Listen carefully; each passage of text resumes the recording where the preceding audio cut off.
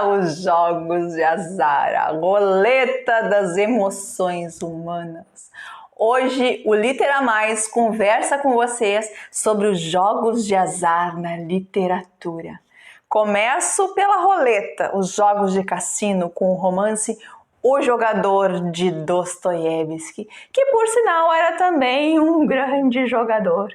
Depois nós vamos ao Carteado, com um personagem da literatura brasileira, o capitão Rodrigo Cambará, do saudoso Érico Veríssimo. E para fechar o vídeo, eu vou falar sobre a loteria, com o conto O Escrivão Coimbra, de Machado de Assis, o meu querido bruxo do Cosme Velho. Fiquem comigo nessas 3 rodadas da literatura. O Jogador de Dostoiévski, um livro famoso também por ter sido escrito em 26 dias. Pasmem! Dostoiévski, se não escrevesse, ficava endividado com seu editor, num contrato leonino que garantiria ao editor publicar tudo que o russo escrevesse nos próximos 9 anos sem lhe pagar 1 rublo por isso. E ele estava na urgência de conseguir o dinheiro para saldar suas dívidas e aceitou, né? E não só conseguiu cumprir o prazo, como casou com a estenógrafa que conheceu quando fazia este livro. Estava ditando o livro e conheceu a estenógrafa.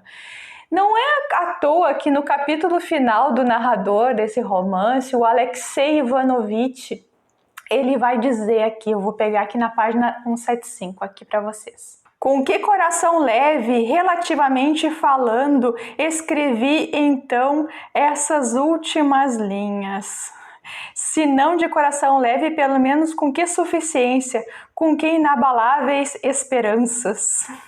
Gente, muito se pode falar e analisar sobre esse romance, muito se tem dito sobre ele. Aqui eu vou dar uma pincelada no enredo e vou me concentrar mais no aspecto do jogo de roleta que aparece muito nessa história. O romance, ele se passa na fictícia cidade alemã de Roletemburgo, já é sugestivo o nome, e é um balneário termal de luxo e que é conhecido pelos seus cassinos. O jovem Alexei Ivanovich é de uma família nobre e decadente e ele trabalha como preceptor dos filhos de um general. O general, afundado em dívidas, ele se instala num hotel de luxo ali em Roletemburgo para tentar a sorte. O general, ele está apaixonado por uma francesa, Madame Blanche, que é uma mulher ali que aparece com a reputação meio duvidosa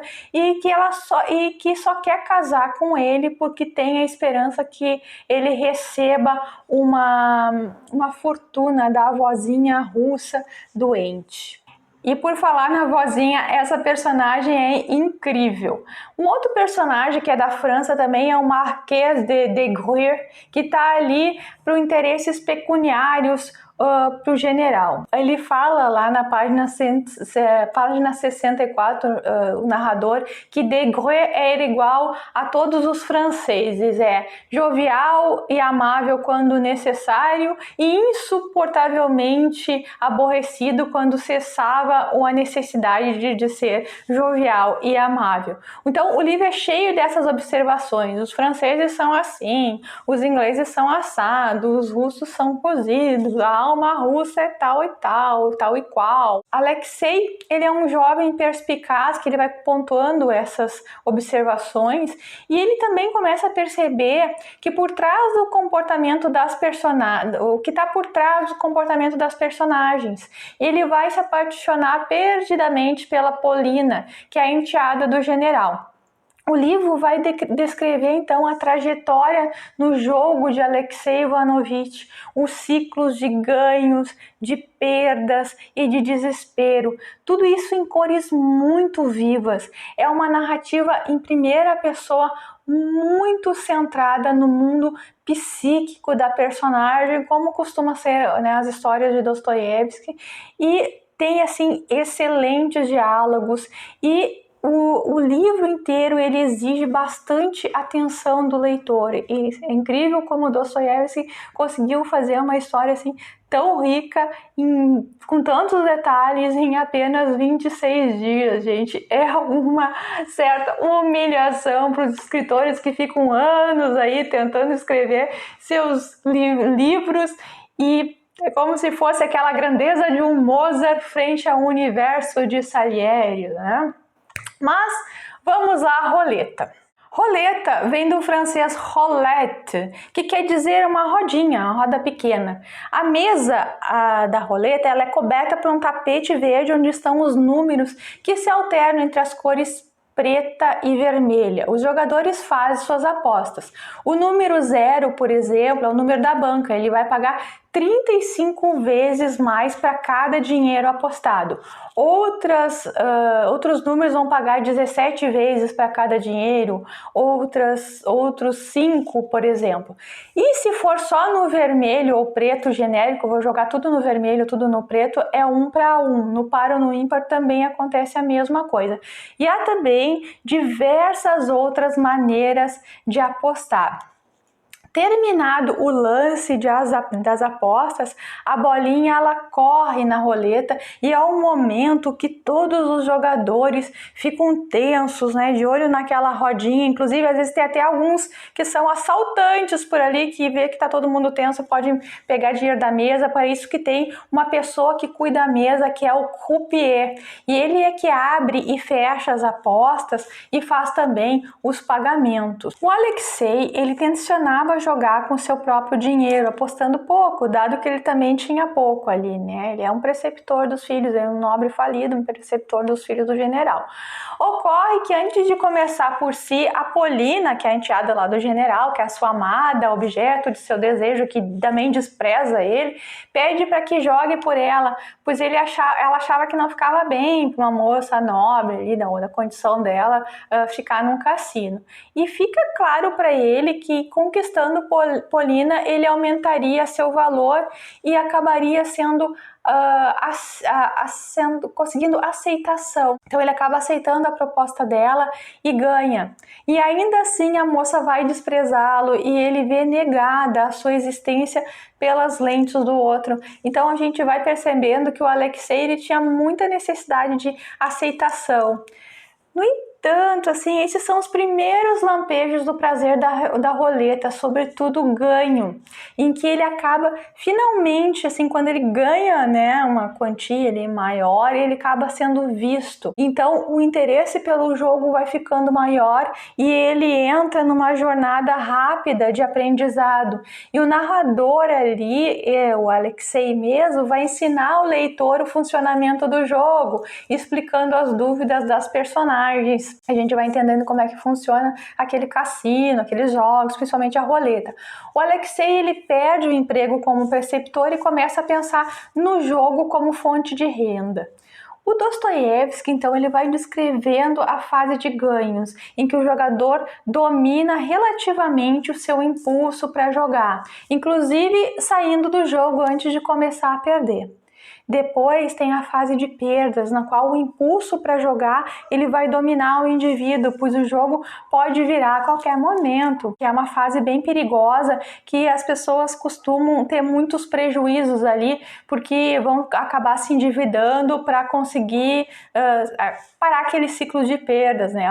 O jogador começa a se endividar para jogar, isso aparece muito na personagem ali. E por último, a fase do desespero, que o prejuízo se apresenta significativo para a vida pessoal e social do jogador. O livro mostra ciclos curtos e longos dessas fases nas personagens.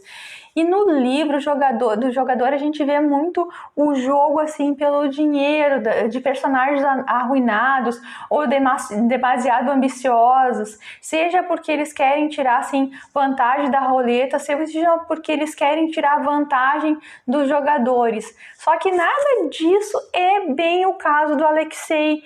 Aqui tem uma dose dele de autopunição que nós vamos ver também no próximo personagem que eu vou comentar aqui, dando sequência aos jogos de azar na literatura. Dessa forma, eu fecho aqui meus comentários sobre essa parte, né, no romance do Dostoiévski. Recomendo a leitura, é um livro muito, muito interessante, e para quem quer entender um pouco desse aspecto psicológico do jogo, de uma trajetória de um jogador, ele é um livro essencial. Agora nós vamos entrar numa outra personagem. Agora vamos ao carteado. E quem vem lá montado no seu cavalo, chegando na venda do Nicolau? Buenas que me espalho, nos pequenos dou de prancha e nos grandes dou de talho. Ah, o Capitão Rodrigo Cambará, aquele personagem que chega chegando. Eu reli um certo Capitão Rodrigo, a trilogia O Tempo e o Vento, do Érico Veríssimo. Gente, assim, ó, que delícia essa história. Que narrativa bem construída e que personagens. O Rodrigo Cambará, a Bibiana Terra, o Juvenal Terra, o Padre Lara. E o Rodrigo Cambará é daqueles personagens controversos, especialmente entre as mulheres. Eu não casaria com ele de jeito nenhum. A Bibiana foi corajosa, né? Ela casou no sentido de agir pelo coração, pelo cuore. E foi muito amorosa, não tem jeito. Essa história se passa no interior do Rio Grande do Sul entre 1828 e 1872. Outros tempos, né? Outros homens, outras ideias. Mas devo confessar para vocês que eu tomaria com gosto um chimarrão com o Capitão Rodrigo, porque ele é daqueles personagens que tem um mundo de histórias em si. O Rodrigo chega ao povoado já como um capitão veterano das guerras fronteiriças e traz vida, viola e alegria para o pacato povoado de Santa Fé. Gosta de jogo, bebida, uma boa peleia, a popular briga e mulheres, e cai de amores pela moça Bibiana Terra, cujo pai é o único daquela região, daquele povoado ali que não foi nem um pouquinho conquistado pelo alegre capitão. O Pedro Terra ele só conseguia enxergar o lado esquentado, fanfarrão, mulherengo do futuro genro. Acelerando para entrar na cena de jogo que eu quero pensar para vocês, Rodrigo, agora casado com a Bibiana e com um filho e uma filha pequenas, derrapa no lado vicioso do baralho, fazendo apostas cada vez mais altas e regadas a álcool e que adentravam madrugadas. Então, minha gente, aparece uma das cenas mais marcantes da literatura nacional. Faz 20 anos que eu li pela primeira vez e eu nunca esqueci dessa cena, tanto que eu procurei o livro aqui para trazer para vocês. O Rodrigo, ele encontra-se jogando baralho e bebendo na casa de um morador ali da região, Chico Pinto. É uma noite fria e ventosa em que o famoso vento sul, o minuano, soprava inclemente. Lembre-se, meus amigos, a trilogia é O Tempo e o Vento. O tempo aqui, o vento aqui, quando ele sopra cantando, é porque carrega o choro de muitas gentes. Então, a Anitta tem 2 anos e meio. A Anitta é filha do Capitão Rodrigo e da Bibiana. Está muito adoentada, já há semanas, e naquela noite ela tem uma piora. Então, a mãe da Bibiana, a sogra de Rodrigo, chega à casa lá da Bibiana e anuncia: essa criança vai morrer. É questão de dias ou talvez horas, é o que a mãe não gostaria de ouvir, ela fala, né, a avó ali. E a Bibiana, desesperada, manda chamar o Rodrigo e avisar que a Anitta tá muito mal. Ela sabia que o Rodrigo estava jogando e onde ele estava. O Rodrigo diz que já vai, né? Mas logo ele esquece porque aquele jogo o apaixonava e porque estava com sorte aquela noite. O tempo passa, o Rodrigo tinha noção disso, que a filha está doente, uma noção meio vaga do tempo passando, e outra vez alguém vai chamar o Rodrigo dizendo: olha, a tua filha está muito mal. E ele fica com aquele muito mal, ecoando na cabeça, né, ressoando na cabeça do Rodrigo. E o próprio dono ali da casa, o Chico Bento, sugere, né, que ele vá embora, vá ver a filha, né? E ele se recusa, é muito ríspido assim, e ele tá ali com a bexiga cheia, mas chumbado na mesa do jogo. Ele teve pensamentos ali que mascaravam até a culpa por ele estar ali, através de certo desprezo assim pelas mulheres, incluindo a filha. Então ali aparece o lado mais sombrio do Rodrigo, e ele tinha que não conseguia domar ali também pelos efeitos, né, do álcool ali do jogo.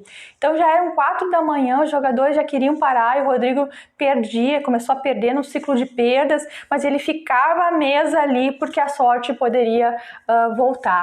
E aí, quando estavam amanhecendo finalmente, todos resolveram parar. Agora chega, Rodrigo, vamos parar aqui.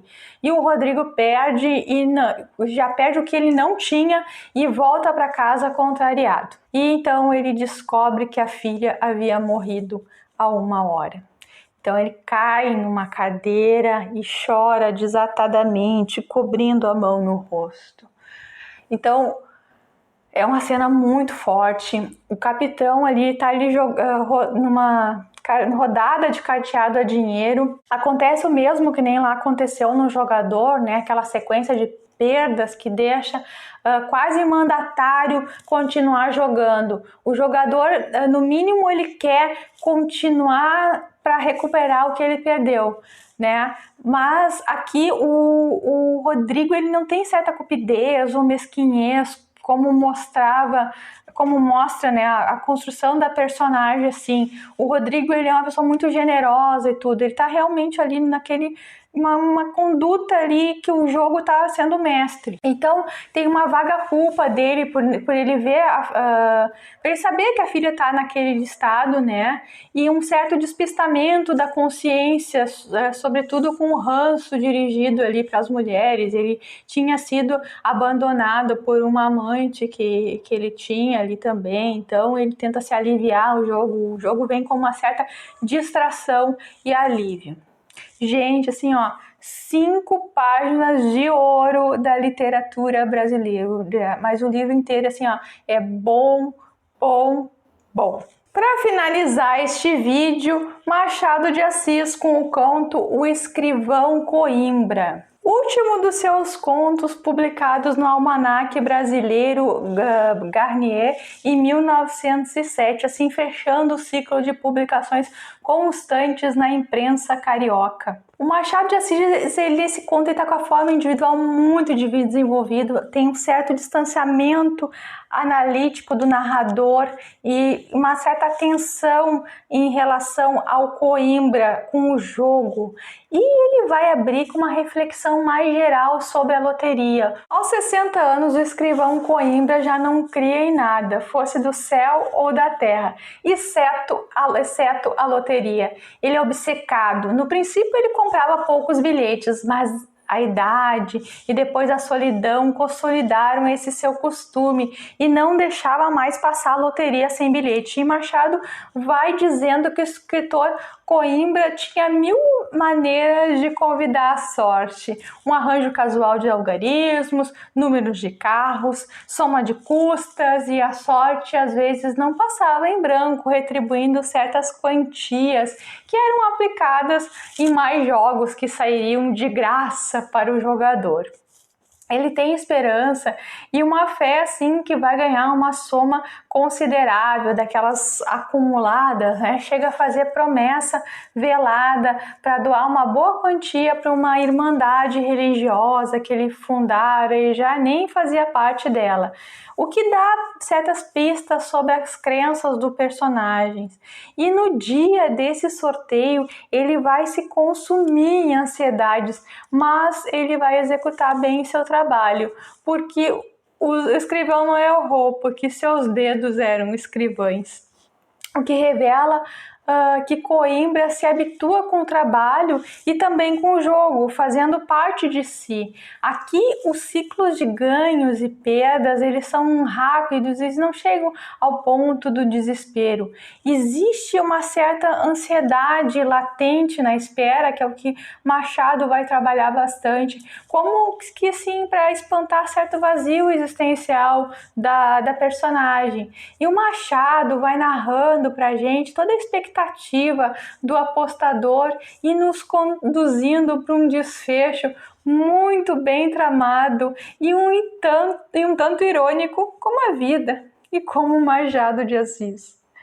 Se gostaram desse vídeo, deixe seu like. Se quiser comentar, comente que eu respondo. Se gosta desse tipo de conteúdo, inscreva-se no canal, porque tem vídeo novo todas as semanas. Um beijo e até breve!